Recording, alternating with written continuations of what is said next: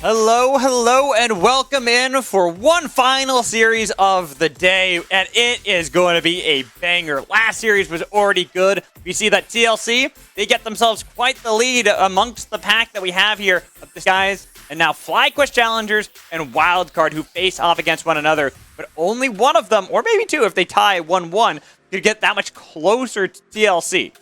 I gotta say, I came into the day saying that our last match of Challengers today was between the two hottest teams that we have in the league.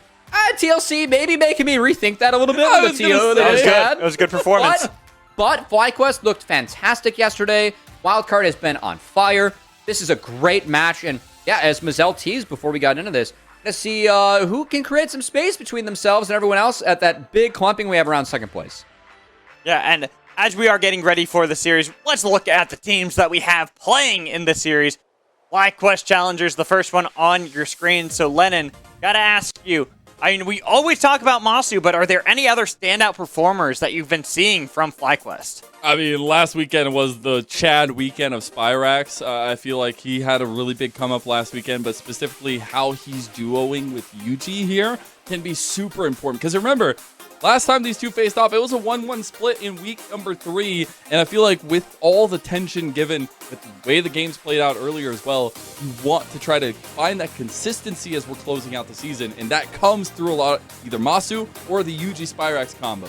Yeah, and then on the other side, it is going to be Wildcard that they face off against the other team, tied with them in the standings, and this team, I don't know whether it has been a surprise from this team and how they're playing in this season, or if it's something we should have expected. Because this team, they constantly upset everyone's expectations going into the season. Last season in spring, we're like, this team, we'll see how well they do. Probably bottom of the barrel, not going to do so well.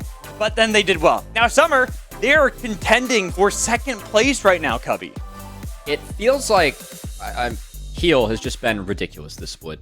And it feels like Keel, in a way, has leveled up a little bit. I think that he's free to play a bigger pool than what he was previously, as I think that by the end of the split, Wildcard had a rather narrow identity. But they are back to having that big champion ocean, especially in that top side of the map. And it's really giving teams headaches here in Challengers. I love the meta reads they've had so far, and really curious to see them go up against FlyQuest today, who I consider a very flexible team and what kind of strats they can play. Yeah, and I'm surprised you said Keel, but you didn't mention the other player on the team that I feel like is doing really good. And Mazel, I know you made a lovely little graphic for us to kind of illustrate how Lens has been doing so far. Well, you know, when you go to the gym, you've got to have some goals, all right? So you plaster some things on the wall to be running towards, because Keel, yes, he's looking back here, but he ain't looking back when you're looking at these games. You can see the last time in that split where he was able to pop off on the Zaya, but right there, right in the middle, on his console of his treadmill, it is the Aphelios. I would love to see him be Is that on his or the other one next to it? You know what? It doesn't matter, all right? Maybe they're all combined. All right, maybe they're all combined. Look how small the screen is. On the other, I'm just saying, it looks like it's on the other one. Now that I look at it a little closer. Put it on the other screen. That's not a visual screen. Right? He uses 2 treadmills at once when he's going to work out. I like his calves. I didn't know Lens had such rocking calves there. Well, I feel like when we watch the clips and look at how he plays on the map, you might actually see how strong those calves really are there, Cubby. What I've always loved about Lens is I think he picks really good spots and times to go in. And we've really seen that this split, as Lens is a marksman that is very aggressive, and I feel like at times has even been really overshadowed by Masu, who has been the big hype marksman that we had debuting this split, and rightfully so. Masu's been fantastic, but I think that Lens's performance has been up there with Masu at times, and it gets overshadowed by the fact that we have Masu in the league. So I'm really excited to see these bot lanes go toe-to-toe today. I think Lens and Donbury have run playing really well, and I always think that whenever Lens picks his spots to go in, he does a really good job of that as a marksman. Yeah, I think that's something that I actually really liked watching of Lens back in spring. I know everyone was hyping Masu in spring, but I was still on the Lens hype train, like, guys, Lens, come on, we got to focus on him. You were the only other one that was with me on this one. But you know what? We got to talk about Masu, because even though I do have my preference for Lens, I think Lens is such a standout performer. I cannot disagree that Masu has been lifting some big weights over there, Mazel. Hey, he's got the pump going, all right? He's looking real strong. Look, the shoulders are aligned. Everything's ready to go. Biceps. He's lifting up that KP and the damage on both sides. But particularly, you have to look at a lot of the strength we see when he's got these carry potentials. We were seeing a flexibility of using the Ezreals, the Ashes, but always going well back to that Aphelios too. I think we have ourselves a gun show here on the bot lane. No. He's got the upper body going on. And then we have the lower body for Lens. They're each focused on different things. workouts, all right? Yeah, so it's not really a gun show. It's more of just the calf guns versus the arm guns. No, it's just me versus Kangas. It's cardio versus lifting. There you go, exactly. There we go. That's what I like to see. And looking at the clips, we got to see a lot of the muscles, the lifting that Masu does. Like right there, there's so much board to try to focus on Masu to get him first. But he's able to not only get out of there, but then throw it back for his team. And I really like this clip here because while there's all this fighting going on the whole time, watch Masu and watch Lynx. They're eventually going to just start scrapping here on the other side. And Masu's actually going to win out on the 1v1. Pretty much with full health on Kai'Sa and the Killer Instinct No, this shield. next clip, watch. I know it's a Masu clip. Watch Faisal here. Faisal has one of the most insane fights I've seen. As he peels for Spyrax there, and then ends up peeling for Masu in the back half as well. As Masu played the top side of the fight really well. This was from just yesterday. Yep. As FlyC, for me, was really firing on all cylinders against AoE, who, honestly, in the second round robin, I think AoE's been a middle of the pack to upper middle of the pack team. I think AoE's been really solid. FlyC put up 2 clean wins against them yesterday. And one of the reasons why I think they're so hot coming into Wildcard today. Okay, so I am a bit confused on the run of show. It says FlyC vegetable tier There list. was some pre-game chat going on, Magical. All right, so this was a team effort from the team of FlyQuest Challenger before the game started. They were ranking vegetables. What? And unfortunately, Arugula left out just of the so everyone knows, this was not discussed before the show. This is brand new for me. I haven't seen this at all. It was in their draft situation, all right? You got to get some alt chats in there. You got to get some team chats. Okay, look, I'm going to say this right now. They are putting some bad juju on turnips and cauliflower that I just do not agree with, and I'm not here for. I'm just saying they also have onions very high up. I don't know. Like, who really likes onions? Onions are good as a seasoning. I'll say that. Also, Brussels sprouts, if you've had boiled Brussels sprouts, gross. If you've had properly baked in balsamic vinegar Brussels sprouts with a little bit of garlic on it, you are missing out in life. This isn't about League of Legends. I'm lost. all right. Sorry, You can start putting some I got tilted by some of these. Some of these I agree. Avocado's a vegetable? Yeah, is it? Tomatoes Tomatoes a fruit. I know tomatoes are fruit. So they're working on it, all right? Maybe they added some erroneous vegetables here, but they're working on a fruit tier list. That'll come later, all right? That'll come later. Okay, well, I'm confused by this one, and I'll just say right now that FlyC, based off this tier list alone, I want you to lose. Just gonna put that out there right now. I disagree wholeheartedly with almost every decision you put on that one, and so. Well, you an Arugula fan? Is that why? No, I'm a turnips and I'm a Brussels sprouts fan. That I think that and cauliflower is goated. It doesn't matter. Get us into the game because I'm done. I mean, I just want to say that when Mad Magical is confused, that usually is dangerous. So, I'm for his own and for us. But we do get into game number 1 of our final series of the day. We've had our vegetable fruit list aside. We got to get to the brass tacks of how important this series is for both sides. Weeks are coming down. You've got about a week and a half now at this point, and you've got to find these wins. Especially with Team Liquid taking a 2-0 earlier. You want to try to put yourself up in those standings, and especially now with both these teams finding such good strides coming into this.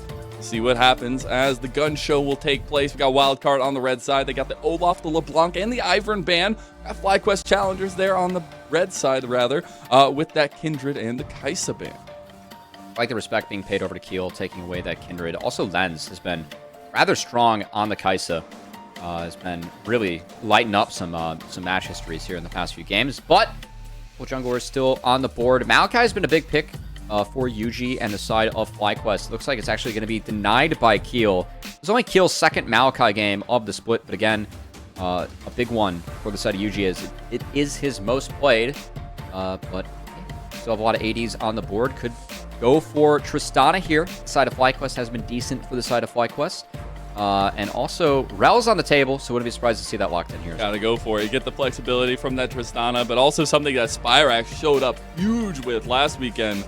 And I do like that Rel, just the forward engage for Winsome, something they typically always want to go for.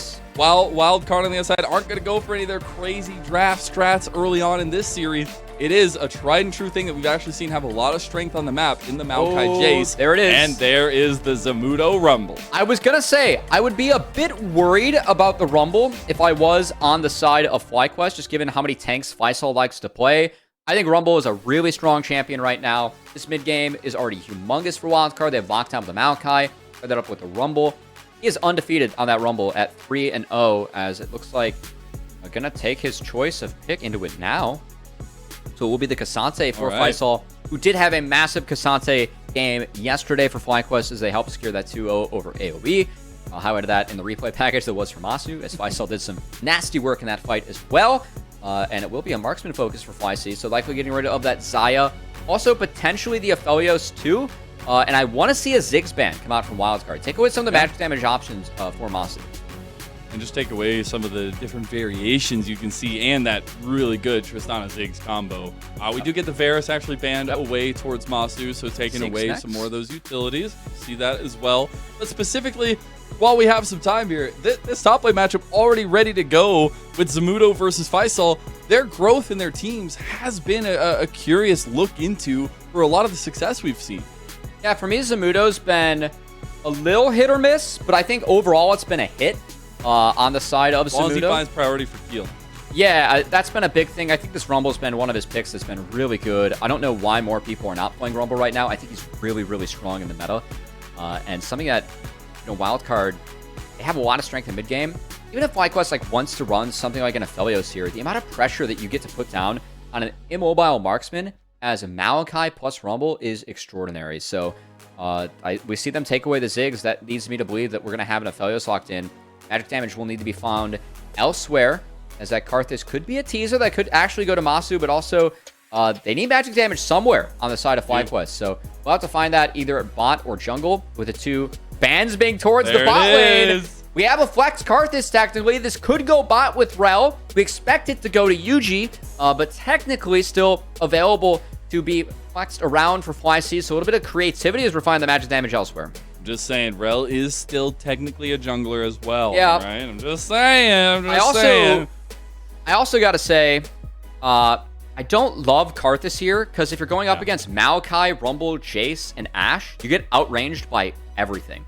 So I think this is going to be pretty much an orbital assault into the Karthus. It's going to be really tough for FlyQuest to actually find ways around that, as it will be likely the Nautilus picked up here for Donbray. I like this a lot. This adds more pressure into the Tristana. I think synergizes really well with Ashe. I love Wildcard's draft this game. They have so many combos for Rumble. That's what I was going to say. The combos are just so good. They literally got the style of draft you want to pair up so well with the Maokai Jace. And now the answer is on the other side for FlyQuest, where you've got to figure out what you're going to be looking at. Is it going to be some of this flexibility that we were highlighting to? And the Leona means that it's so. It looks like we're going to get a UG Rel combo yet again. Okay, so Leona Karthus bot. That's going to be very different for Masu. Another unique champion for him this split, as you can kind of stat check the Ashe Nautilus as the Leona. I do like that Winsome's actually been playing this. I did say in a prior interview, I told him, I was like, hey man, I've hit Diamond 1 playing pretty much only Leona. She's not that bad right now.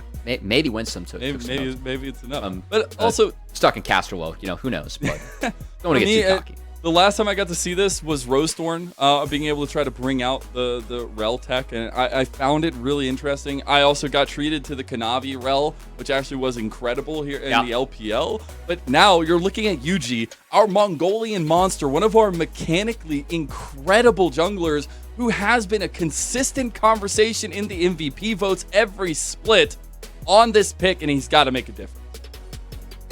Yeah, interesting flex to me. As I know that UG, like I said, needed to find magic damage somewhere. Find up with the Karthus bot, see if this ends up working out. As diving into this game, we'll have to see if UG can make some early plays on this Rel. Welcome to Summoner's Rift. See if he can make it happen as we get into game number 1 of our last series. It is a gun show that we would just love to see fire off here. Just starting in game number 1 now. Make sure you're spamming the chat who you think's going to win. FlyQuest Challengers or Wildcard. FlyQuest looking for a little bit of level 1 action. Won't end up finding Lens, whose spidey senses are tingling. Actually isn't spotted. So if FlyQuest push any further, would be given away. But again, for the side of FlyQuest, all eyes have to be on Yuji. I think the first few plays that Yuji goes for are going to be really important.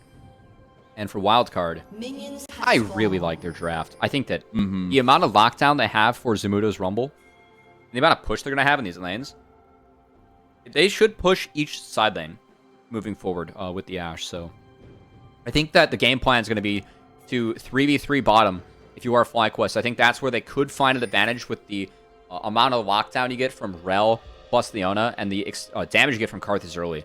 This could be the big key, is they're going to start fighting right away here. Well done. A ton of damage on the Dombre there. That just sets the pace of this bottom lane 2v2. Although Lens getting a good amount of chunks back onto Masu. Have to be a little bit careful as both just trading their lives away to try to get priority down here. Dombre did start Look at this with path. W. Look at this path. Oh, Keel's going to level 2 him? Keel's going 2. He's going level 2. God. I love this for Wildcard. They good. attack you at every moment in the game, and it's starting off at level 1 for bot lane. Wildcard with the first blood for Keel. Len's able to sidestep that last Skittle. So Keel shows early, but gets something for Wildcard already on the map. He's going to help them shove here. Much needed, as I think they're going to get the wave in fast enough. That's well worth it for the side of Wildcard. And given the path that we have from Yuji, you can't really get in to punish this Maokai. So love the early adaptation coming out from Keel as he continues to make such big impacts on the games he's in, Mazel. It's the early pathing, it's the heads-up decision, but it's also the confidence in him, man. When you talk to this guy, he knows he should be talked about. And at this point, everybody knows he should be talked about. I love the way that he will just find his own advantages around pathing. Now, Yuji does have a response with an invade on the other side, but this vertical jungling could actually work out in favor of Keel. And we'll see if Keel actually goes to attack topside camps, because he will have bot push when this Ashe gets back.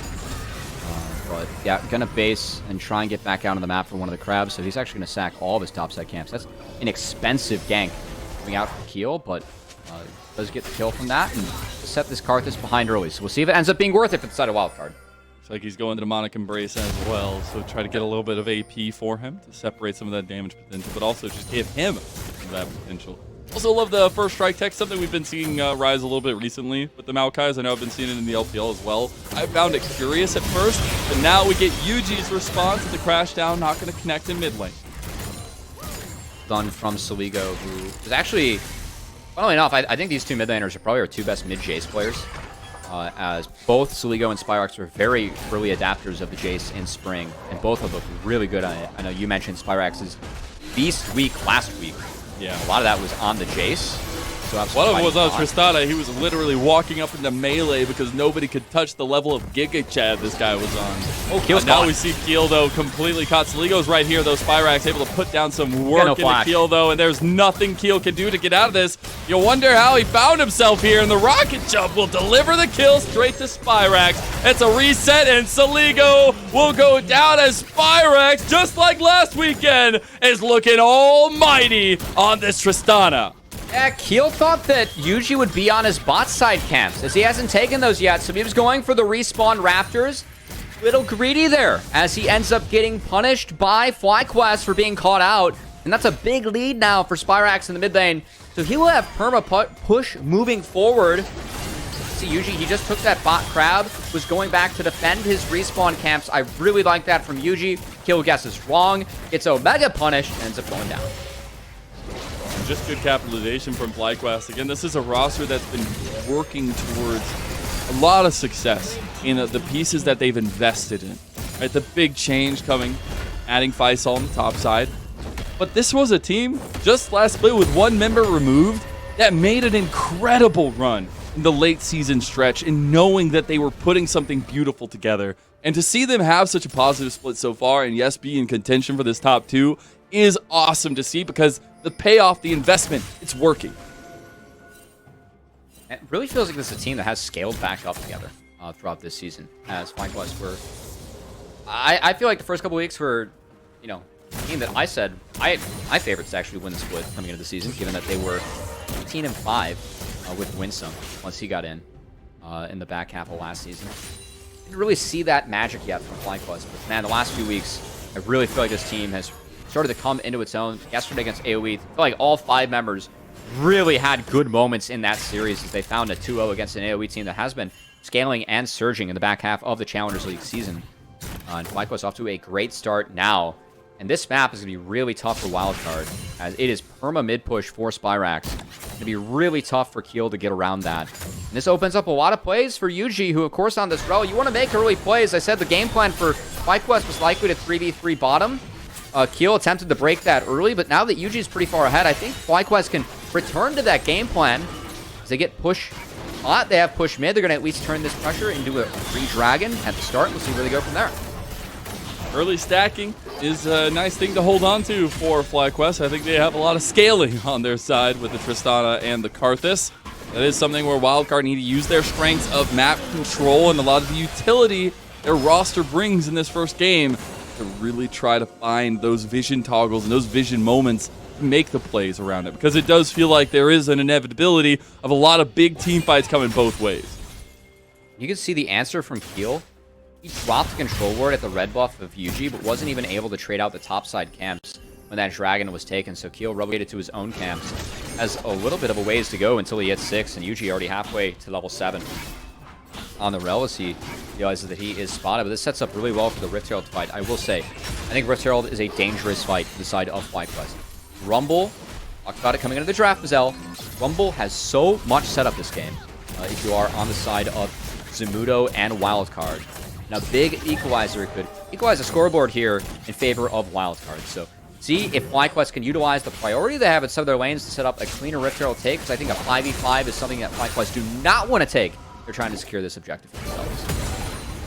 All about trying to plan out the next 3 minutes, always looking ahead at what comes next. With the Rift Herald now spawning up, I love that Fly and specifically UG are just being very proactive about the positioning around these objectives. Now we do see Donbray out on a roam now. We should see a little bit of focus for Wildcard towards this mid lane. Oh no, the Hawk shot spots the double supported duo here for the side of FlyQuest. As Midwood goes wide, FlyQuest grouped up here early. Zamudo's going to try and base and TP back to get some items from the looks of things, as that recall is completed. So Zamudo going to pick up some much-needed ability power. He's actually going to walk back here. No TP. That tells me it could be Wildcard dropping this. Wildcard going to wait to find their moment a little bit later. FlyQuest throw their weight around early and give them the mid-lead. Looks like they take this uncontested. So again, really good start for FlyQuest. I think they're playing towards their win cons rather well this game. I know you were talking about the draft here. The mid-game composition for Wildcard is very strong, but we got to see some more advantages than just that level 2 gank that Keel had early on, and I think that's something you have to continue to cycle through for Wildcard. I also want to credit FlySaw. I think he's done a nice job in this early laning phase, not giving too much push over to the Rumble. Not getting roasted?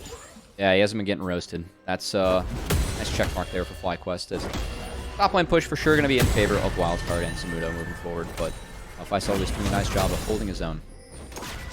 Yeah, these two guys seen as pretty influential parts to both teams. I think there was a reason why FlyQuest wanted to pick up Faisal to find a little bit of strength in that solo lane, but Zamudo on the other side, I feel like has had a true resurgence this split. A lot of question marks as to why we didn't see Zamudo playing in Challengers League last split, but of course he made the choice to go boot camp in Korea. And actually, it was a really cheeky Krug stake. He got the Krugs for free and didn't miss anything on this wave, so Faisal gets a free reset from that, but I think Zamudo's okay to give that one over. As he will actually pull the wave, maybe force Faisal's TP out. Yep. Really well done by Zamudo there, actually. Knowing that he could take the Krug, get back to the timer to pull the wave and still get the TP is really big. Because usually, if you're going to do that, the top laner is able to walk back and then not burn TP, but the fact that Zamudo gets both, he can now trade heavily and TP back to get a new health bar, which will very much favor himself in the top lane matchup for Wildcard. So really well done by Zamudo. And a little bit behind the scenes, I can actually talk about it now that our 2v2 actually got released. I've been holding on to the information that I got to hear between both Team Liquid and Wildcard during that. One of the most curious things, we don't get to hear, conversation between players extended for long periods of time. So when I got to sit there and listen to both Keel and Zamudo bouncing ideas off each other, the way they think about the game, it's so intense. They find so many little avenues. They're like, this little thing makes this difference in this moment, and then 5 minutes later it does, right? I think when you have that kind of mindset, when you have that creativity, that's where Wildcard have found their strength, and that nice little lollipop means Yuji has to get out, but the chain CC is enough. The Bramble smash back, and Saligo on the other side. That's Lance picking one up, as Spyrax gets pushed back. He's going to have to use that flash, but he still goes down, as the Requiem will not be enough, and Donbray survives. You called it earlier in the stream, Mazel. The Jace hammer swing. It brings Triss back to where she started, and it catches in there for Saligo. Yeah, it's JC. It should not happen. Like I called it. It's a weird ability. It should not happen. It should be pushed back after the rocket jump lands, but you just get glitched out of the game at that point. It's a weird ability for sure, but hey, props to Wildcard for finding this angle. Love the conviction here from Donbray. Spots him on the sweeper, instantly throws out the dredge line, finds Yuji in the back half of his W. Aftershock is up, so the shock blast doesn't hurt that much, but then Chain CC comes in, and Spyrax gets caught by a sneaky little root in the back half from Keel. Enables Wildcard to then follow up, tries to jump away. Saligo says, no thank you. God, I hate it! Coming back here, and Donbray is able to get out of there, as he had the shield up from his W, able to live through that card assault just barely. The thing is, though, it requires mechanical skill. We didn't see this combo go through last game when we had this versus. So I love to see Saligo capitalizing on it, knowing with lethality that he knew exactly where Spyrax was going. He knew exactly what was coming next. He timed it beautifully. All right. So you hate the mechanic, but you love to see players abuse it. You're playing both sides, Mazel. Well played. Mechanics are king, but the fact that it exists is, something else. That's a true veteran move, playing both sides here, Mazel. Exactly. There you go. Speaking of playing both sides, though, Wildcard go from strength to strength. They get those catch-outs. Now they get their first dragon of the game. You know why I love this Wildcard comp? Ashe Maokai. Like, on top of all this, the control you get on a map from Ashe Maokai, too. So sound. Zodia. As the hawk shots and the saplings are going to be so difficult for FlyQuest to work through. Already at a gold deficit, and this is the point of the game. Once the demonic embrace is in for Rumble, I think we're going to see things get rather toasty here for FlyQuest in the bot lane, as Len's going to force the front of the cleanse straight off to the side of Winsome. Fine from him.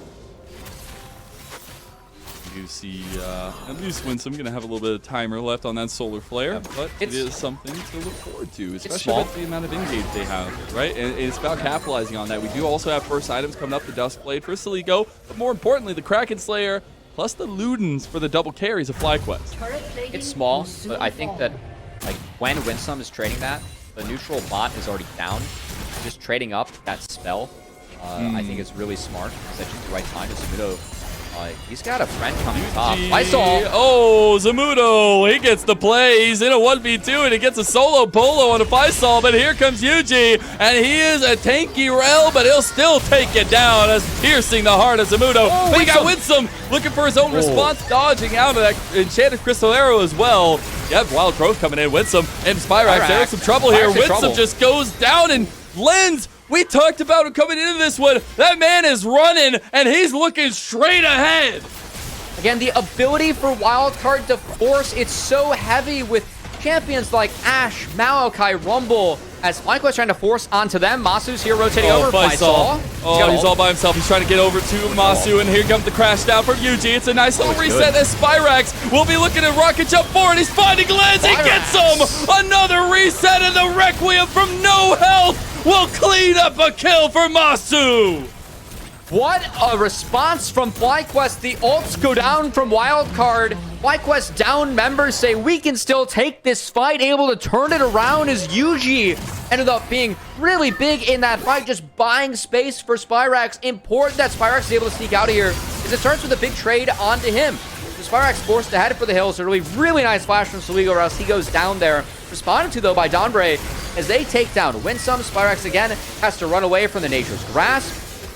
But hey, Ashe ult burned, Nautilus ult burned, Maokai ult burned, Zamudo's dead top. Might as well try and find the play, as Ult's still up for FlyQuest. They have the Requiem available from Karthus, so when they TP back in, FlySol keeps everyone busy, and Yuji finds a really big crash down, able to make sure that Lens is stuck, enables Spyrax to follow up, and Wildcard, who had already burned a lot of tools to make that initial play, they ran out of gas.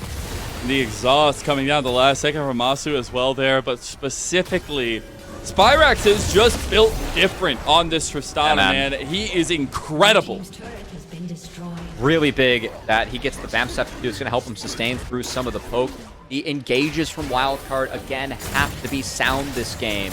While Spyrax will shred later. Now, Wildcard still have many a tool to make sure that the Karthus, the Tristana can be locked down. Also can do so from range. As that's the real concern I have for Masu's Karthus moving forward. The fact that it's going to be really tough for him to play into the composition that Wildcard has, given all the range damage from the Jace, the Maokai, even the Ashe and the Rumble. And I just think FlyQuest, it's really all going to come down to Spyrax, man. Can he escape the initial engage and then out DPS the side of Wildcard? Because the ult for Wildcard will be massive. And the lockdown they have to support that Rumble ult especially is going to be massive. Just can FlyQuest weather the storm, and can Spyrax out DPS the back half of that fight?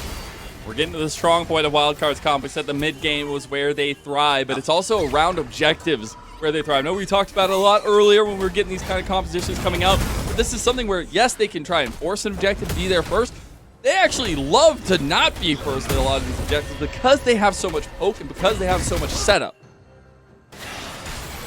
Come on, Wildcard. You're going to have to clean up this mid wave. So FlyQuest have a chance to get into the river to take some things. Masu going to take that last chance opportunity to recall. Recall from him. He's going to have a good amount of gold to sit on here. Yep. Able to pick something up, so he's going to get back out on the map. And FlyQuest, at the moment, doing their job, taking control of this bot river. But harder to fight into Wildcard if they get control of this area first. So I think overall, FlyQuest, good stuff from them. As you see Yuji just sprinting away from the saplings. Get those nice move speed buffs. He's cruising. He is cruising, and he's looking to give some bruising.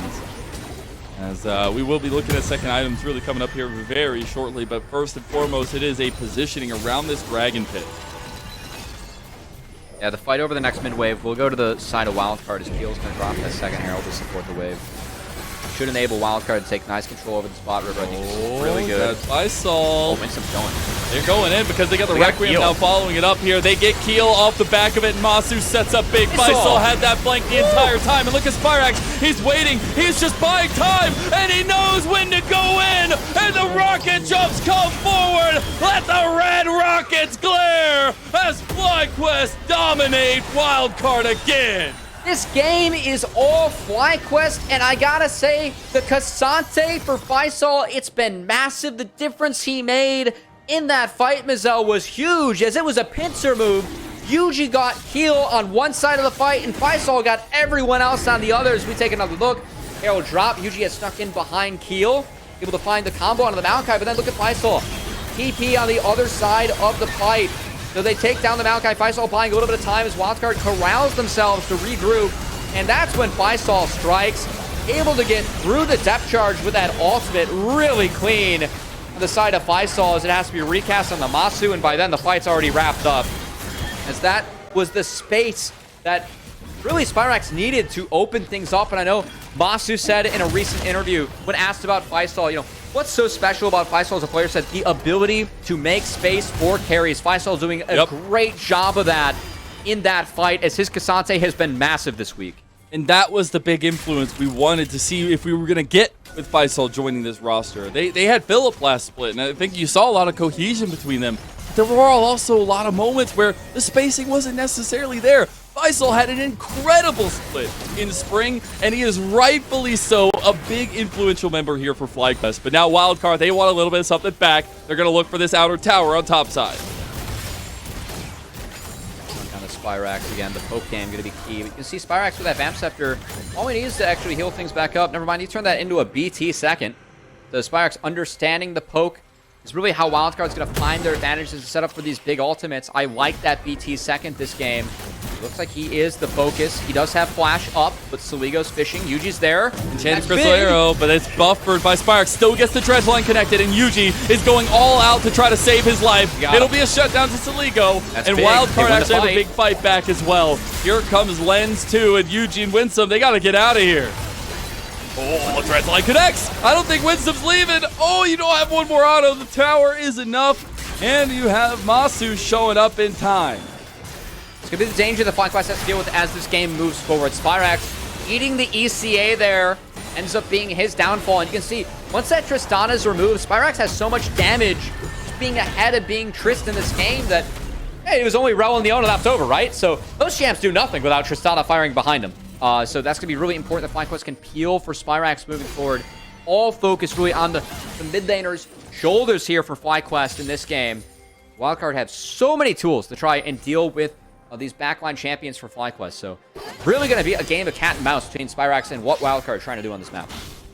And something building towards Masu. Right? I think that is something that will be really difficult to deal with as the game goes on. You get to those 3-item spikes, things like that. The health bars just start getting shredded by the Requiem before fights, after fights, during fights. So Wildcard absolutely have to put the pedal to the metal here and make sure they're continuously getting leads, because there's still an over 2,000 gold lead for FlyQuest because of the things they've built for themselves beforehand. Ombre misses the dredge line. It just goes down. Saligo's on the back, and Lens is trying to kite around, but they are completely caught out here. It's a double kill for Spirax, and Faisal has found Lens as well. Spirax survives, and a double kill to Masu. It's a wipe, as if they don't take down Spirax, see the work that he can get done. Zamudo didn't find an opportunity to fire off that equalizer anywhere.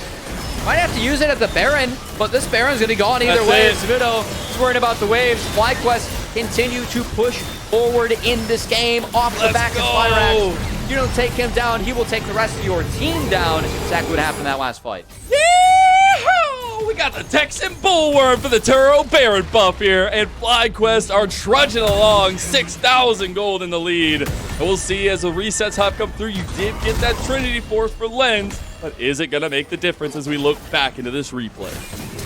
I mean, Spirax going in here, I feel like if Dombre leads with ultimate, it's playable. Oh, didn't have it available. Wasn't able to get it off in that last fight. So Spirax lives, then it's just one by one. I think once Spirax flashes here, Zamudo could fish for an equalizer onto Spirax to try and get that damage down, at least buy the space to catch up, but not going to be the case. Tristana able to slink her way on out. Navori Quick Blades on the way for this Trist. Some more rocket jumps and bombs able to be dropped later.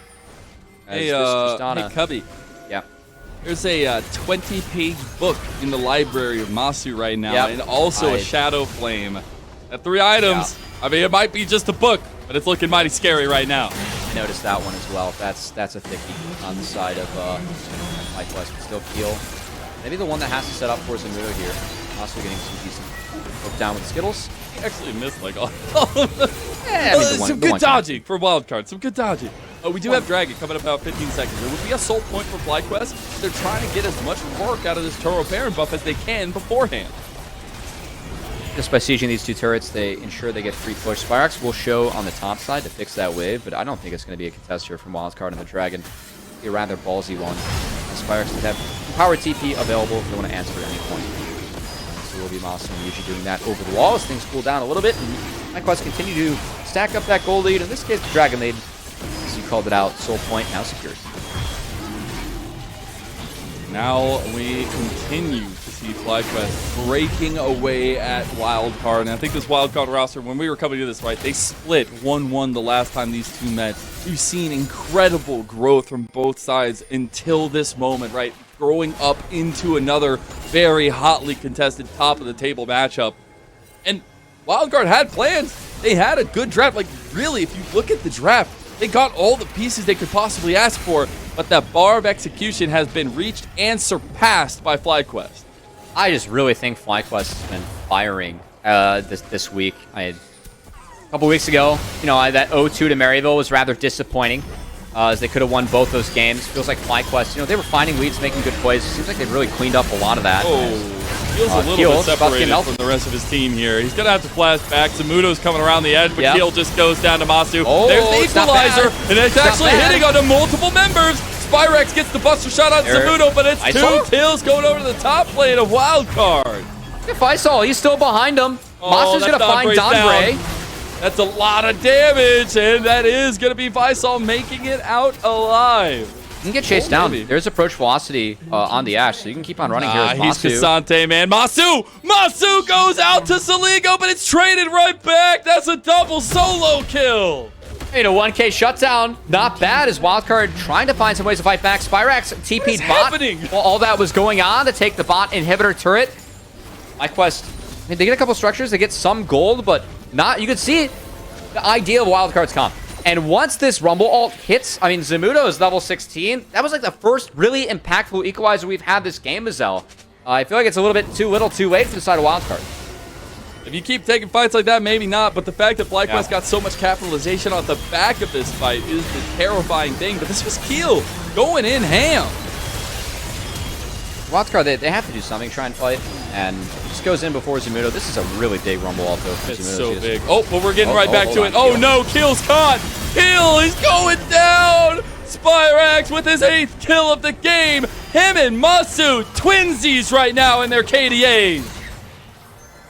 Should be a push now for FlyQuest. They get to group up, run it down the mid lane. As Keel will be up in order to defend in time. But instead they fish for kill on Zamudo. You mentioned earlier a little bit about that disheartening 2-0 loss to Maryville, right? That was something that they knew that should not have happened, right? You get to talk to them afterwards.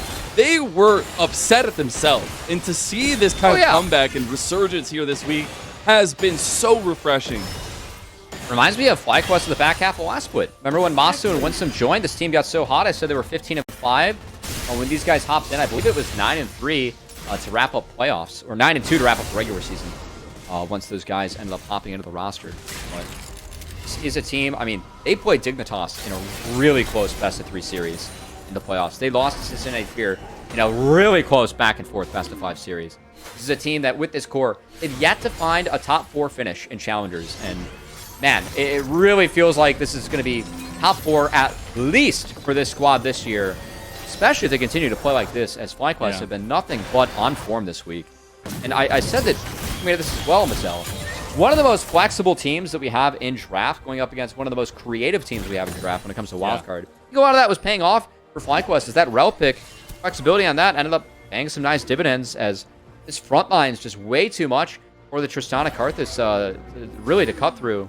Wildcard haven't been able to use their over-the-top poke and damage and ults in order to lock those two down.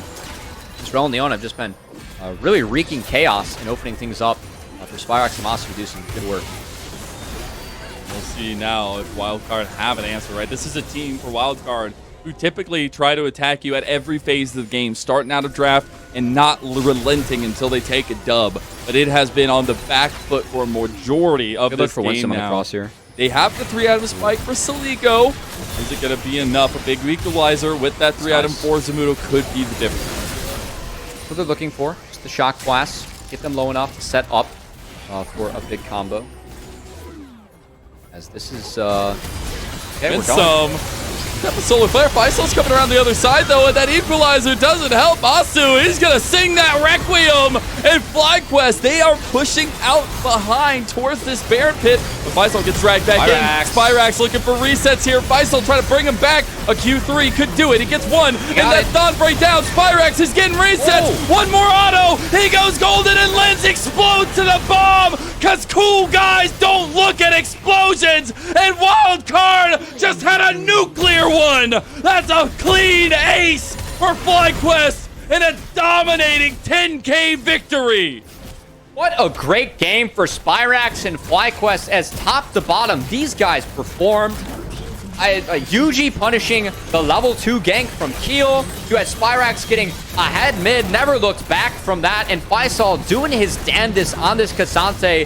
The first person to really neutralize this Rumble from Zamudo, as that Rumble gets his first loss, and FlyQuest get their first win in this best of 2, as really top to bottom, this team, they came to play. This 3-0 this week, I've been really impressed with what we've been seeing from FlyQuest.